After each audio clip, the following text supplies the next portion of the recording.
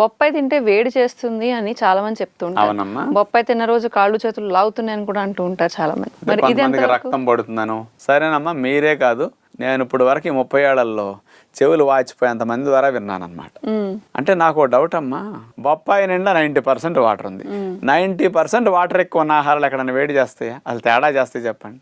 అంటే ప్రకృతి మాత ప్రసాదించిన ఆహారాలే మనకు పడకపోతే మన చేతులతో తయారు చేసుకున్న ఆవకాయలను, పులుసులు, ఫ్రైలు పడుతున్నాయి కానీ మనకి బొప్పాయిలు వేడంటే అర్థమేమనుందమ్మా? ఎవరి శరీరంలో అయితే నీళ్లు సరిపడా లేవో, నీళ్లు చాలని వారికి ఆ వేడి లక్షణాలు వస్తే ఆ నీళ్లు చాలనందువల్ల వచ్చిన వేడిని బొప్పాయి మీద తోసేస్తున్నారు వాళ్ళు.